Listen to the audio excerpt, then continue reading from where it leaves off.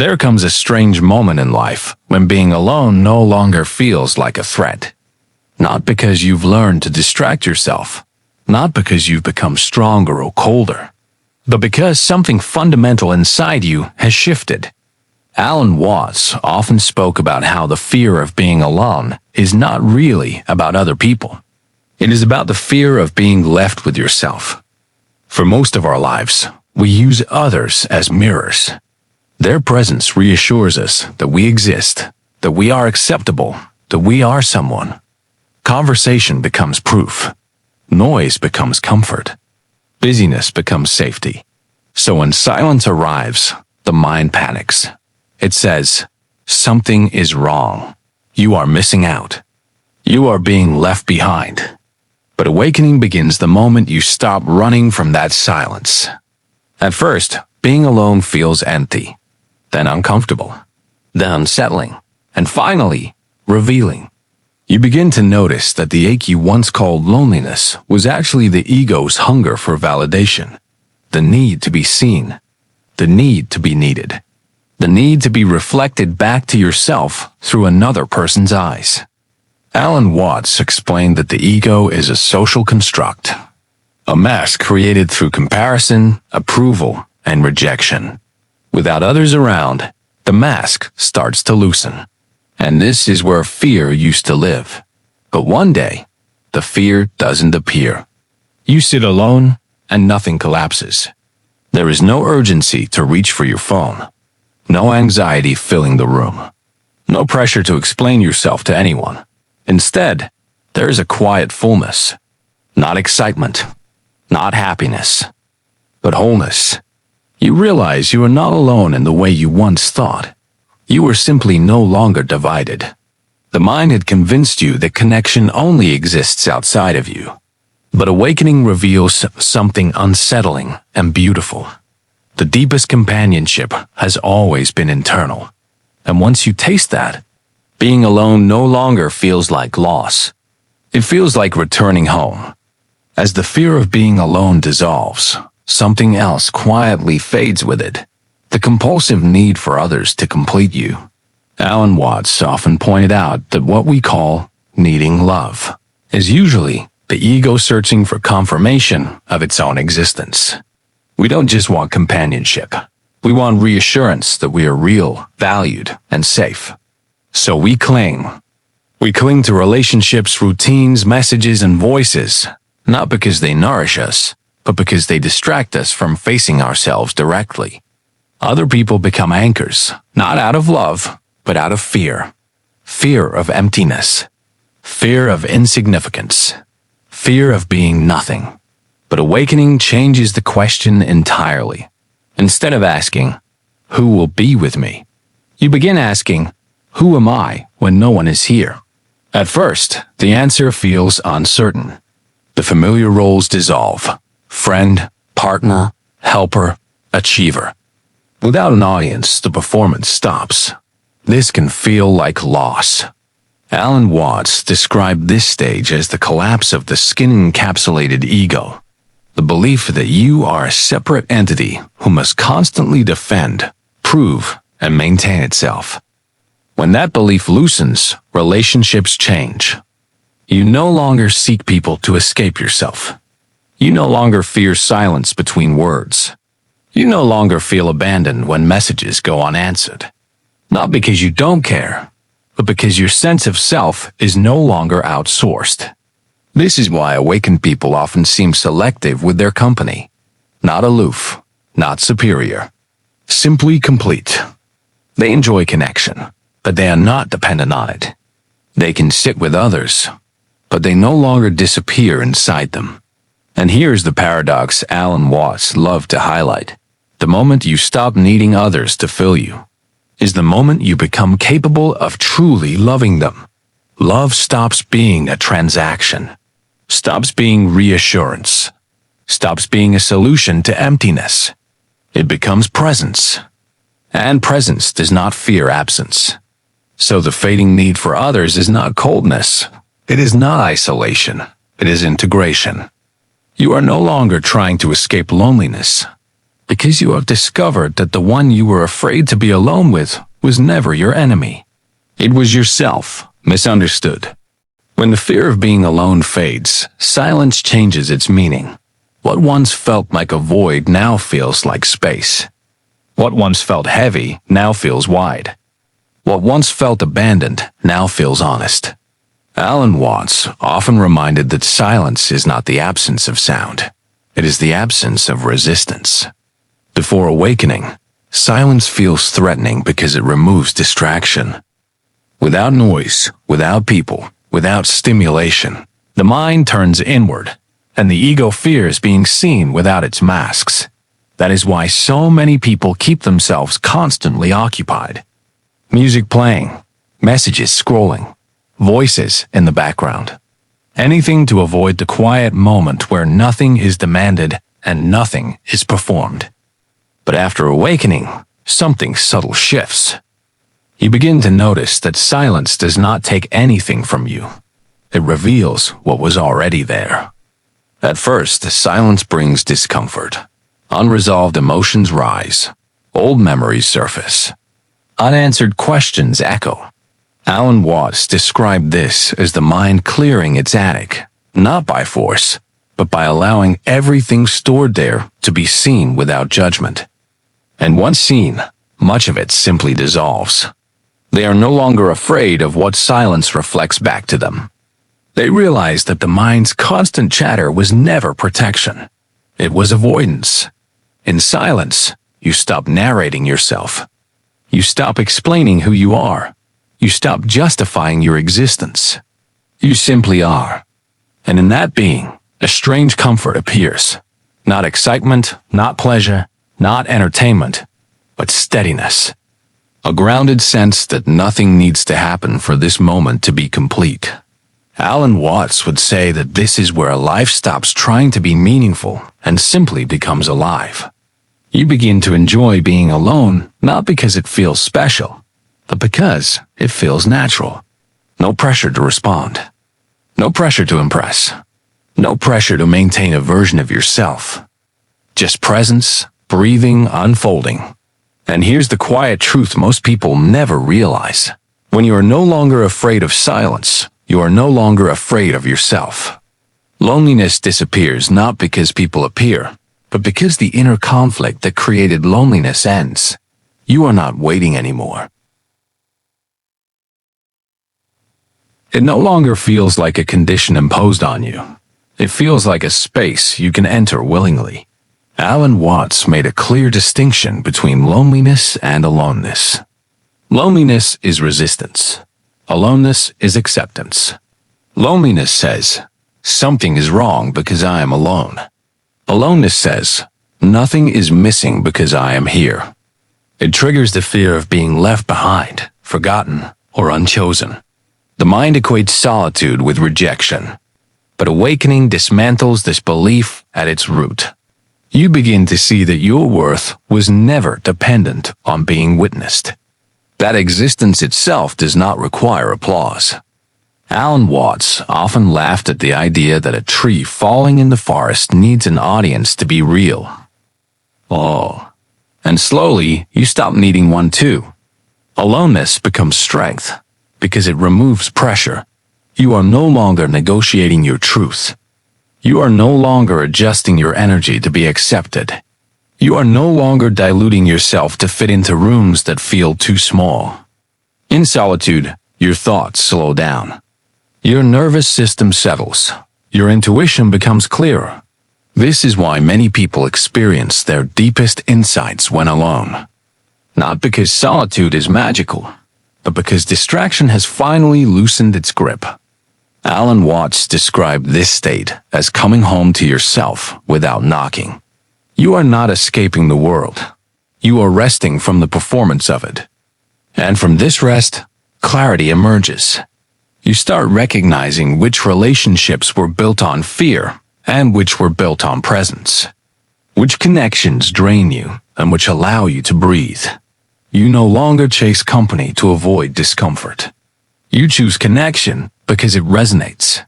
This is why awakened people often appear independent, grounded, and unmoved. not because they are detached, but because they are no longer internally divided. And paradoxically, this is when you become most magnetic. You are complete, whether alone or with others. And that completeness changes everything. Once the fear of being alone dissolves, a subtle but profound shift happens in how you relate to others. Alan Watts often emphasized that true connection is never built on dependency. It cannot grow from need, expectation, or compulsion. It only emerges from wholeness. Before awakening, relationships are often transactions. We seek people to fill gaps inside us: approval, entertainment, distraction, or validation. We chase attention as if it were oxygen. We cling, argue, or manipulate to maintain our sense of self. But when you are no longer afraid of being alone, something extraordinary happens. You stop using others to prove that you exist. This is not coldness or isolation. It is freedom. You start interacting from presence, not from lack. You listen without preparing your response. You speak without needing applause. You give without expecting reciprocity. Alan Watts often described this state as being like a river. It flows naturally, not because it hopes to reach a destination, but because flowing is its essence. Aloneness makes you invisible to the ego's agendas. It dissolves the need to perform, to impress, or to negotiate acceptance. And paradoxically, this invites the deepest, most genuine relationships. People are drawn to wholeness, not because it is flashy or dramatic, but because it is stabilizing, because it reflects something they have long forgotten inside themselves. The one who no longer fears being alone is no longer reactive. They do not need approval. They do not need attention. They do not need validation. And yet, they are fully capable of intimacy, because intimacy now is not a transaction. It is resonance. Not need, but recognition. Not dependence, but presence. Alan Watts explained that this is the ultimate freedom, to be complete alone and to share that completeness freely. When you are no longer afraid of being alone, every relationship becomes optional, and yet more meaningful than ever.